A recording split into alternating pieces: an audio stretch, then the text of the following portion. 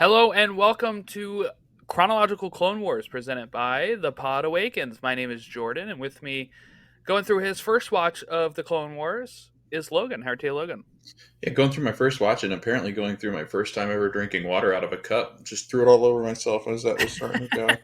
This is twice in a row now, and we've recorded twice in a row, and I've thrown Yeah, what was water. that on stateside the other day that you did that? Yeah, jeez. It's all the time, too, with these Turvis cups, like the lids. For some reason, my mouth is just Oh, incapable of. I have a Star Wars one like that, and yeah, it's like once you get to a certain part, you have to really put it back to get it Yeah, out, like to get the water out, and yeah, sometimes there's spills. yeah. It happens, man. We were just talking about your child to be soon. You're not a child to be. You're having a child to be. Um, hmm But man, the days of sippy cups, I might have to go back to the sippy cup. Might work Yeah, better. I'll get you one for Thanks, your I appreciate birthday that. next year. Yeah. Can you get the one with like the two The handles that look like handles. a yeah. You know That's what's a funny is solid cup. like in January next year, you're gonna totally forget about that. You're gonna open up this gift. It's gonna be a sippy cup. It's gonna be a Star Wars sippy cup. They're gonna be so confused. You can be like, Life what? will And I'll be just like, go back to Clone Wars, Chronological Clone Wars week 28, yep. and you'll remember our conversation. Okay. Yeah. It's been a while since we recorded. You've like since been here in person. You've gone home. We've Yep. uh nothing will change for the listener, but I just sometimes it's hard to get back into the groove thing. Did you do anything special for? I know by the time this episode comes out, we're probably in June, but like anything special for May 4th since Oh I last saw yes. you? Yes. We went to Orlando City. You had to sign up through the stupid link to get the bobblehead that they were doing that was Mandalorian themed. One of the soccer Hmm. players was, so I didn't get that. That was kind of I a look on bummer. eBay here. Yeah.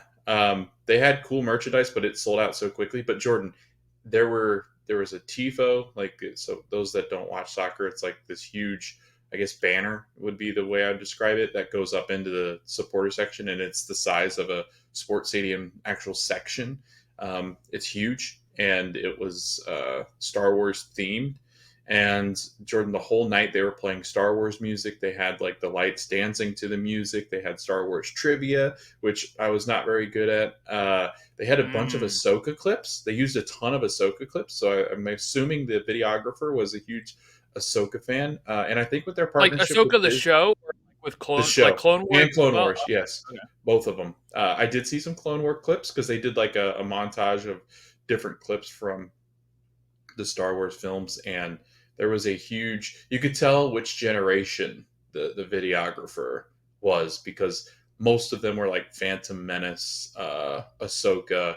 Like I'm pretty sure the person that created the video probably listens to this podcast because of because of what they were putting up on the screen. It was a ton of Anakin as a young child, and the pod racers, and there was a ton of people dressed up. We got to see Chewie, we got to see Darth Vader. um, Kingston, their mascot, was dressed as a Jedi Knight. It was Were a they lot of fun. real Vader and Chewie like Yes. from the parks, or were they I don't know if it was actually Disney's, because were they they were like walking with good Orlando costumes? City. Yes, great Okay, costumes. So okay. that's what made me think like they either went all out and bought some really nice costumes, or they let Disney let them Because borrow Disney some of sponsors theirs. them, right? Yeah, so Yes, I wouldn't be surprised if Disney sent I wouldn't have people it either out. because they were walking around with an Orlando City person, but I don't know if it was actually Mm. an Orlando City person or if it was a Disney person that was just wearing Orlando City stuff because they had handlers the whole time. So Oh, cool. um, I don't know. It was really cool though. Like being here in Orlando, they were able to use a lot of and with their partnership, they used a lot of Disney. I mean, everything was branded and it looked just like Star Wars. And I was like, Well, I'm that's the not thing. I sure a lot think of for them. a lot of these Star Wars nights, they actually get approval from for any sport. Like I think they Really, usually have to get approval like um, Lucasfilm. from Lucasfilm and Disney and stuff. So like they had a Marvel Day at the Orioles game last year, and they had like Hmm. a Adley Rutschman Captain America bobblehead, Okay, and yeah. with that came codes for free comics on Marvel Unlimited. So like there So was yeah, they actually definitely like did. yeah, so Yeah. like they had real partnership with Marvel and stuff. So that was That's cool. But I'm assuming the character wise, it's so much easier for Disney to be like, yeah, we'll send them 15 minutes away, 30 minutes away to, Yeah. you know, Yep. It was sometimes that's cool as though. long as it takes to get across property. So Yeah, because it was legit. Like you were looking at them going, I hope they're not they weren't. They were definitely not the cheap costumes. They were. I mean, Vader was massive. Chewbacca was like he had the real Chewbacca costume. So I think Disney might have sent them. that's cool. Yeah. Um, yeah. So that's good. I've told my May 4th story on the podcast before, so I'm not going to detract the podcast and say for the third time now because I've said it twice on different episodes. So you can go listen to my discussion about the High Republic comics, or you can go listen to our Tales of the Empire discussion where Ron and I talked about our May 4th celebrations. I'm not going to delay us here. Um, but I just got one question. Like, yeah, did you enjoy seeing Phantom Man? And we probably have talked about this, but like, yes, like, did it bring back memories? Did it bring back your childhood of going to the movie theater and seeing Phantom Menace again on the big well, screen? I didn't see it in theaters the first time. So my Oh, first that's time was right. on You VHS. didn't. So Oh, yeah. So this that's a was bummer. definitely something I needed to do.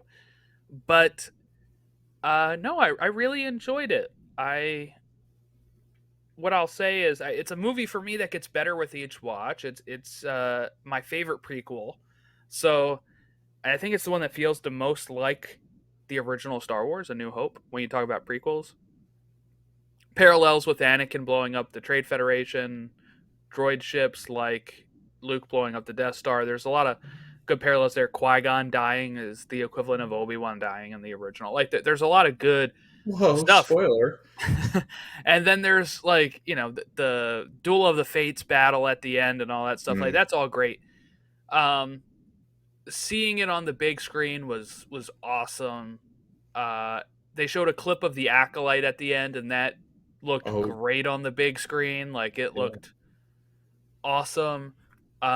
So yeah, it was overall really worth it for especially having never seen it on there. I was going to bring this up, but Variety posted an article yesterday, and this will date the podcast. So if you know when this article came out, you know when we're recording. But Variety posted something about like looking back on Phantom Menace on its 25th and said that Logan, this is the most watched Star Wars film on Disney Plus I saw ever. that. Yep, I saw that. Isn't that That's crazy? insane. Now, Yeah. I think part of it might be because look, it's called episode 1. So if somebody's starting Star Wars, they're going to start with episode 1, you would Yeah. think, right? And then maybe they do drop off if they're like, I didn't really like that. But Mhm. otherwise, what I also heard is that, like the prequels probably get a lot of watch because a lot of people that use streaming, I feel like, are people that are our age that grew up Yeah. with the prequels. So they go back and they revisit their favorite Star Wars films, and that's what they will end up watching. Um, but yeah, just a really fun stat that it's the most watched. So my mom did not take that stat well yesterday when I was telling her. She was very upset that that was the most watched Oh, I was Star gonna Wars say, I was film. like, not a big Phantom Menace fan, huh? No, she's not. But Mm. she went to see it with me in person. It was her first time seeing it in a long time, so she said it was good to rewatch it. Does she Don't know have a if favorite one? I think Empire. Yeah, Okay. Yeah. All right. It's a lot of people's favorite. either Empire or A New Hope. I think, but I think it's Empire from last time I asked her. So, I like the people that age that go out of the thing and go Last Jedi. It's like, whoa. yeah, What? well, that was up there for me. I saw it five Yeah. times in theaters, so at that time it was my favorite. Yeah. It constantly changes for me. I'm kind of back to Empire being my favorite, but you know, it changes as I watch stuff. Like, you know, some of these will age better, some of them will not age better, but we'll see. It's so hard to pick one now because there's so many. I feel like when there were 6, you're like, yeah, it's easy to pick a favorite, and now that there's 9 plus 2 because of Rogue One and Solo, and then plus the shows, you're like, wow, it's really hard for me to pick my favorite Star Wars stuff. So Even when we get into like the live action shows, I'm like Mando, and then sometimes I'm like, oh, but I really did like Ahsoka, or I really liked Andor, blah blah blah. Like it gets really like sometimes I get to the point where it's like picking my favorite child, and I'm like, I don't know if I can pick. Every parent can pick. Yeah, were you the favorite, Logan? Yes. Since none of my siblings will listen to this, absolutely. Yes, absolutely. Yeah. No doubt. All right, so we're going to be talking. I think we got a great batch of episodes to talk about today. We're going to talk about kidnapped slaves of the Republic and escape from Kadavo here. All written by Henry Gilroy. Henry Gilroy is. I don't know if I've mentioned this before. I believe he is related to. Is he related to Tony Gilroy, who does. Maybe not. Hold on. This might be an editing thing. Well, I thought you were going to say that you were related to him. I was like, well, Oh geez, yeah, yes, of course I am. a hell of a thing to drop on the episode and not have him on. I can't find if he's related or not, but Tony Gilroy did Rogue One and Andor, so I'm very curious if Henry Gilroy is related at all, and that's how they got. Oh no, his brothers are Dan Gilroy and John Gilroy. Okay, so he is not related to Henry Gilroy, but hey, pretty fun that they share the same last name. Oh, you mean Anyway, little Danny Gilroy? I love little Danny Gilroy. I don't know who Danny Gilroy is, okay, but me neither. we're I just was like, pretending. whoa, does he actually know him? Is he something? But yeah, so these are called Kidnapped Slaves of the Republic, Escape from Kadavo, all written by Henry Gilroy, directed by Kyle Dunleavy, Brian Kalin O'Connell, and Danny Keller. And these premiered November 25th, December 2nd of 2011, and January 6th of 2012 on the Cartoon Network. We're getting very close to no longer being on the Cartoon Network. We're getting really close to Netflix. After season 5. All right, so the synopsis for Kidnapped was an entire colony of people vanished from the planet Kyros. Slaves of the Republic synopsis: Anakin and Ahsoka, Obi-Wan and Rex go undercover as slavers. And escape from Kadavo, Anakin tries to convince the Queen she too is a slave. It's kind of your general thoughts here on this arc of Slaves of the Republic. I thought an interesting take too, because I mean, you get a lot of obviously from the movies in Phantom Menace, which we were just talking about, of Anakin being a slave, and man, there's a lot of issues with slavery in this galaxies far, far away. I mean, I feel like every planet has slaves. It's like, what is going on?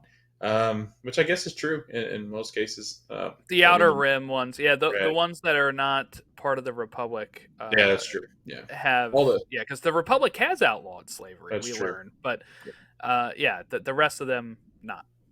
Yeah, but no, I thought a good stretch of episodes. Not real high on my list, but pretty high. Like I enjoyed them. I always love a good Anakin and Ahsoka episode, and the deeper we can get into Anakin's psyche, I think that's where it gets really interesting for me. Yeah, because what we learn here throughout the episode, right, is that Ahsoka does not know Anakin's past. Right. This comes up, I believe, in the second episode. Mm-hmm. Or maybe I think it was at the first one actually that Anakin and Obi-Wan talk about it.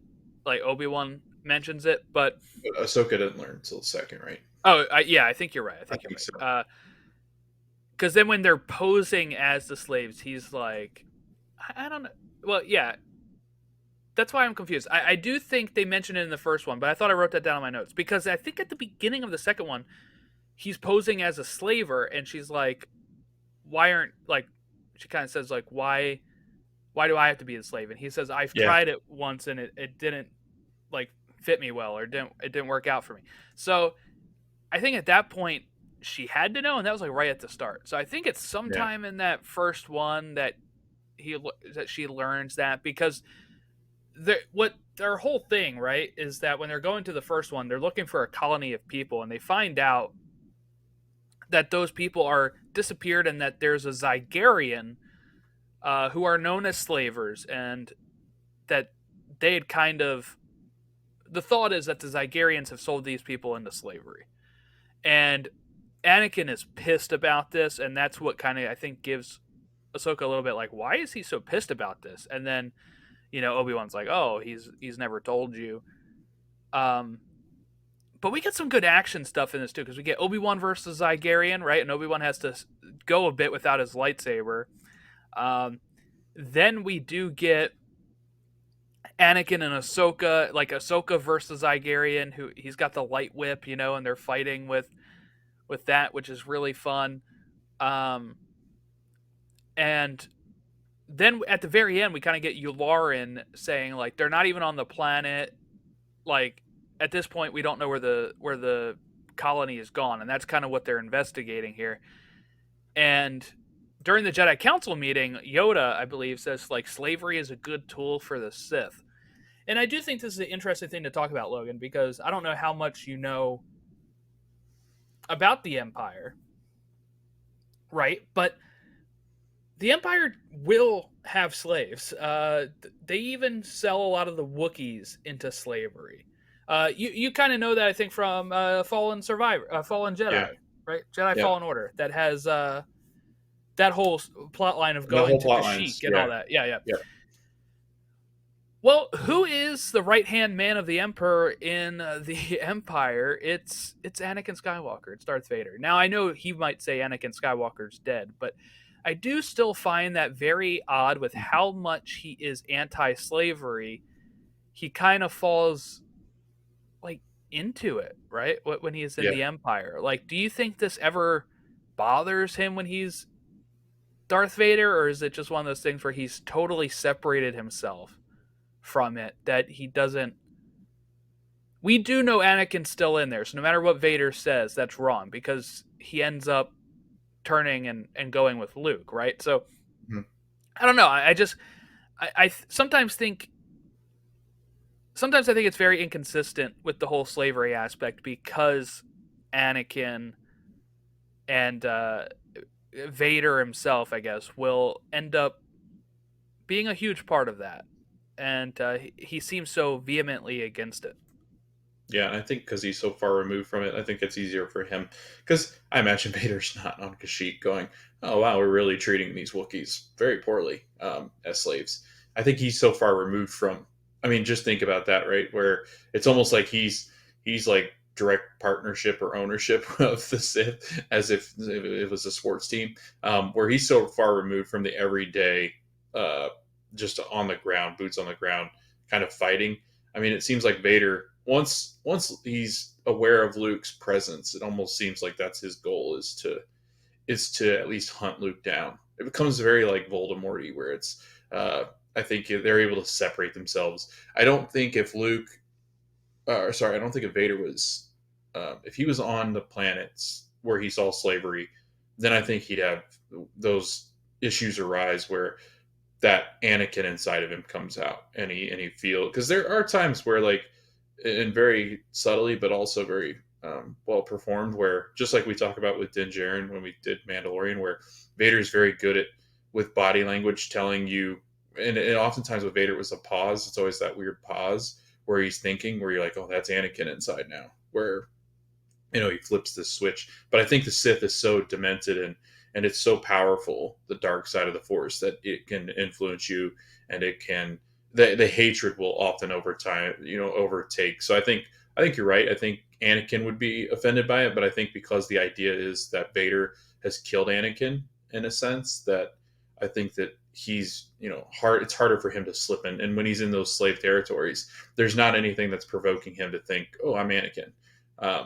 Because I don't think he sees it that way. And also, it could be that too, where that's the other point I want to make, was like Vader might not see it as slavery. He might see it more as a working partnership of the Wookiees, where he thinks the Wookiees are doing it because we're here and we're helping them. Like, those villains seem to have that weird way of thinking where they're like, we're actually making the world better. So Darth Vader's like, we didn't create the Empire because No, of slavery. we We did. create the Empire because of states' rights, right? Yeah, Is that what? yes. You know who created the Empire, Jordan? The woke resistance. That's who created it, right? It's Yes. the resistance. It's the it's the rebel force. It's the it's that idea where the good guys created it. It's the same thing with Thanos, where he thinks he's doing good by the in the world by Yeah, killing everybody. helping. Right. 50%. Yeah. Right. No. Yeah.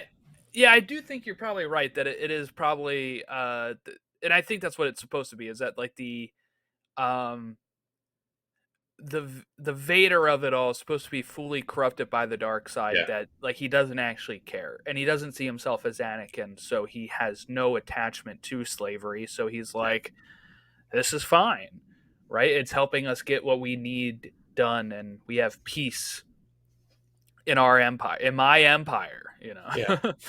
um yeah, just it's just always I guess it's just always so interesting when we. I think this show is always like the best mining that you can get into the Vader versus Anakin aspect, because this pisses him off so much he starts teetering the line a bit, and he kind of does Yeah. it again next week, which we'll talk about, right? But like he is doing good, right? But he is almost losing himself in that, and you can maybe see how sometimes that hatred, the reason why they didn't want to train him at 9 years old, is they were probably right? Like he ends up Yeah. kind of uh losing himself in that regard. It is pretty cool though. The later we get into the seasons, which is obvious because we know what happens, because this goes back Yes. and Reed tells the story of Anakin and Palpatine, where it's so cool because we start to get these asides and these different little cutaways of Anakin and Palpatine talking, and that anger is just building, which is Yep. great because you can see it in a prolonged period of time where these are seasons long where you only get that short. It's real quick, and In the two and movie, three, yeah. yeah, where it's like, geez, that was quick.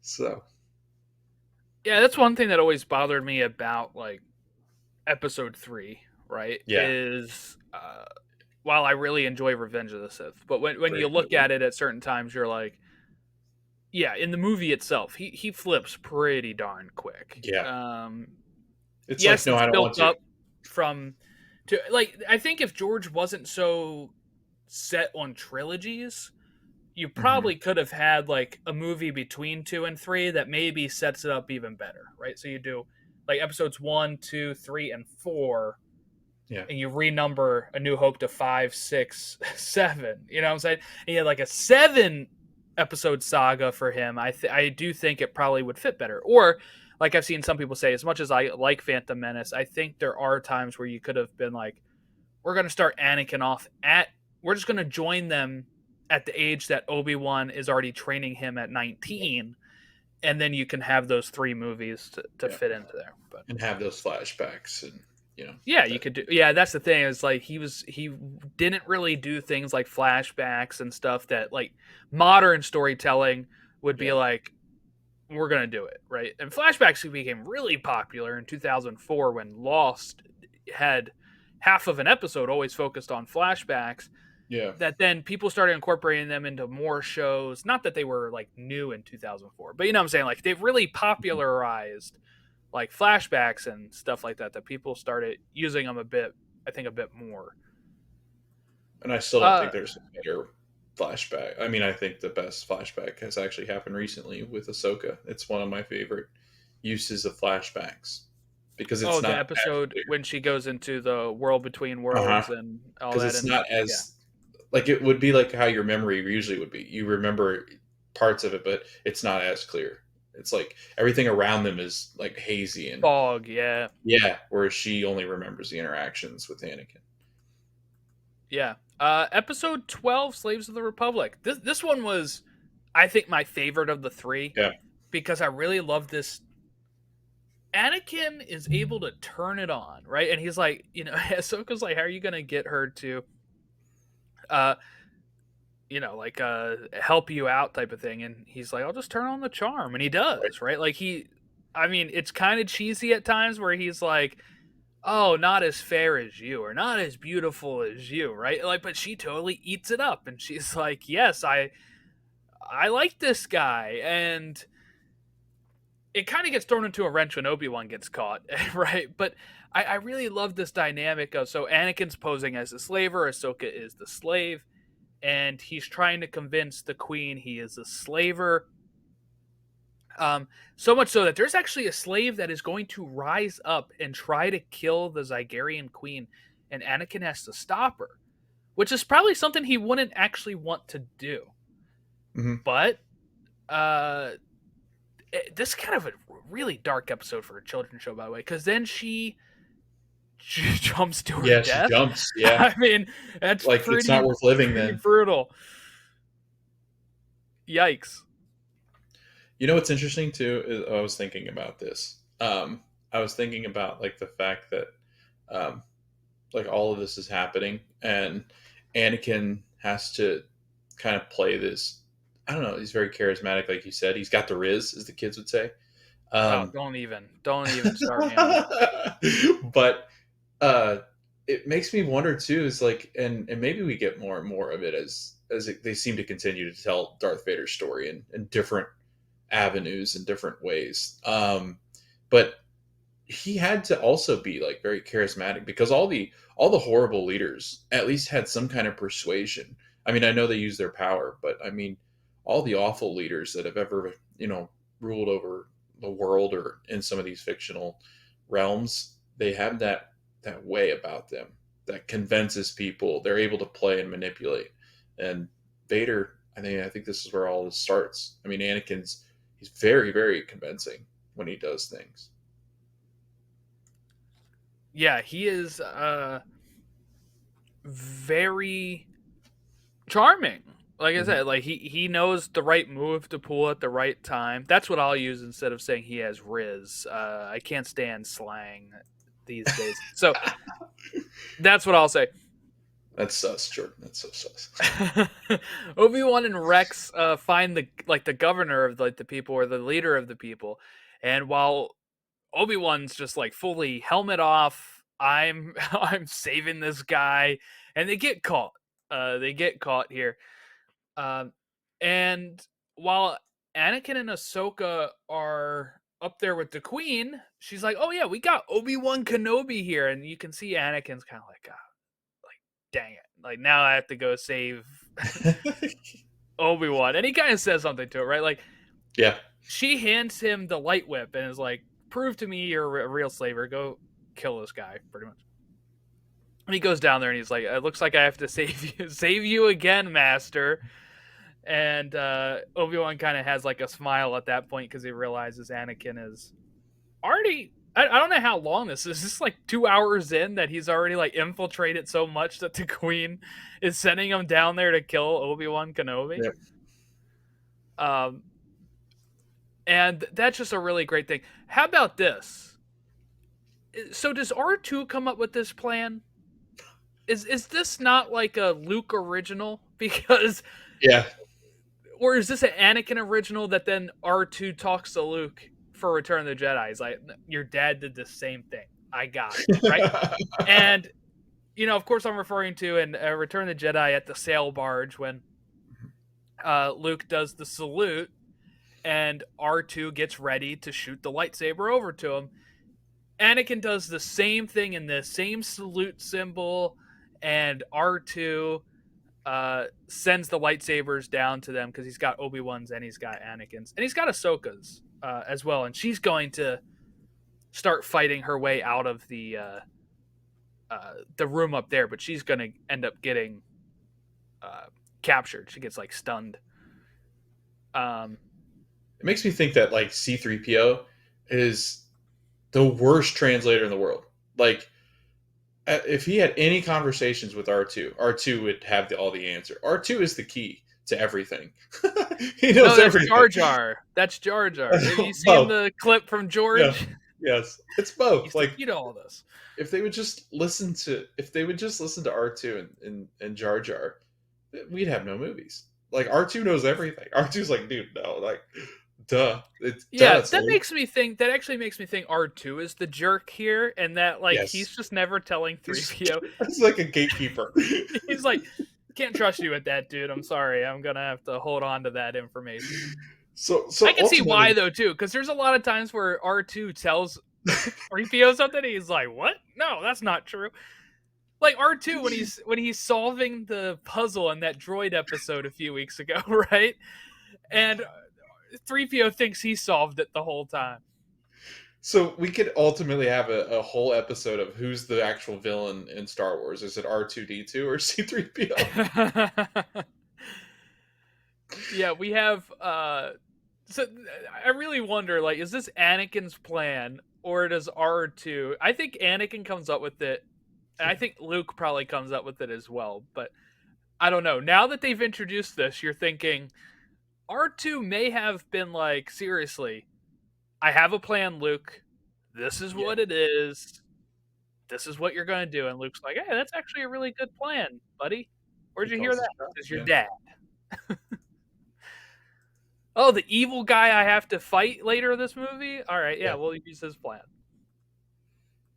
Um, so Ahsoka gets captured. Anakin comes in, starts force. He gets captured too, actually, but he wakes up and he starts force choking the queen. And like Ahsoka's being tortured. She's in this like high cage type thing, and Obi-Wan is moved to where the colony has been enslaved. And the queen's able to deduce that Anakin was a slave before. And she even asks, like, if I free your friends, will you just serve me and rule with me? Because she's still really infatuated with this guy. He's pulling all the right moves. Okay, so then escape from Kadavo. You know, Obi-Wan's getting tortured. Count Dooku's going to arrive. R2 is going to, like, come up and distract the guards while Anakin's getting moved, and Anakin's able to escape. He frees Ahsoka. Count Dooku wants the queen to kill Anakin, and she refuses. She's, like, so in love with this guy, but she also thinks he'll be helpful. But the queen ends up being betrayed by, like, her governor, I guess is who it was. It was, like, an assistant guy that is like, you're no longer the queen now. And she's like, great. And this is one thing I don't think we talk about enough is how easily, in this show specifically, these people betray their leaders left and right. We had the Mandalore, right? Like, Duchess Satine has gotten betrayed like 5 There's times. no loyalty. Yeah, There's no loyalty at all. it can be bought. Dooku starts choking the queen. Anakin walks in and stops him.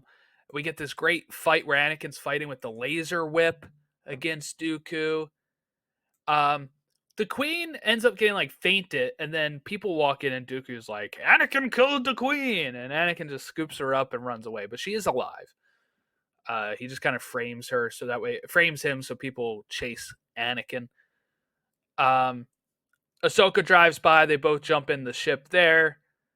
Uh, Dooku is like talking to Obi-Wan on a comm link and is like, "You're gonna be put to death." But then Anakin and Ahsoka arrive. Um, Dooku tells Obi-Wan if Anakin doesn't surrender, they will kill all of the slaves. And Anakin was not dumb in this, and he's like, somebody asks about like, "Oh, you're gonna take me on alone or whatever." He said, "Who said I was alone?" And then here comes the Republic. Master Plo Koon arrives. Anakin takes over a turret and starts firing on stuff, and they save the colony. And that is your Slavers of the Republic arc. What's your thoughts on that third episode, which seemed pretty action heavy? Yeah, no, I always enjoy action heavy. I I always find it interesting when they always try to pit the Jedi against each other, and it seems like it happens all the time in this show. Where they're like, "Oh, we've captured a Jedi. Let's pit the other one because we have no idea they're a Jedi either." And there's a lot of Yeah, these interactions in like a realm, or not a realm, in a like a stadium like environment. It's like, "Oh, you got to go kill that other person." They're a really huge believer. I guess that's most places that have slavery. They love a good public execution. There's nothing that strikes fear in yeah, people more than public execution. But yeah, no, I always find it interesting. And Obi-Wan, man, for as good as we talk about him as being a Jedi, he's always getting himself into predicaments. It's like, gosh, you'd think he'd learn at this point that, just be better. Even as an old man, he gets into some precarious situations. But anytime Plo Koon shows up, always a good episode too. So I know you're a big Plo Koon fan. So yeah. Plo's pretty cool. Dave Filoni's favorite Jedi, Plo Koon. I love that. Um, yeah. So they save the colony, and that's your episode. Escape from Kadavo. That's where they were being held. Um, was the planet of Kadavo. So there's like 3 planets in this whole arc. Um, kind of confusing to keep them all straight. But yeah, so that's this arc, which was a fun. I don't know if I'd say fun. Sorry, it's about slaves. I don't I really was want gonna to say say fun. Jordan throwing his.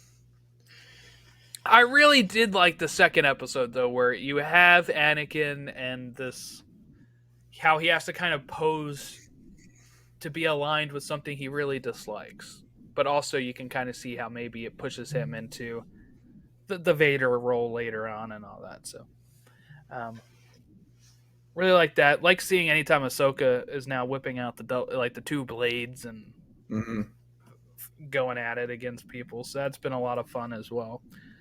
Uh, but yeah, so that'll kind of wrap up this episode. Next week, we got quite a few. We got 4 episodes, and I'm realizing that maybe I should have moved one of these to this week, and then maybe moved another one from the week following to the week next. Like I'm thinking I probably should have moved some stuff around, but I actually really like the way that I think it'll work out with the Mm-hmm. cliffhanger. But next week we're talking A Friend in Need, which is episode 14 of season 4. Then Deception, Friends and Enemies, and The Box. And those are episodes 15, 16, and 17. So 4 episodes next week, 14 through 17. And then after that, we only have 2 weeks of season 4 left. So we have 3 weeks of season 4 left as it currently stands. We are flying through season 4. It feels like we're just in the middle of season 3 already.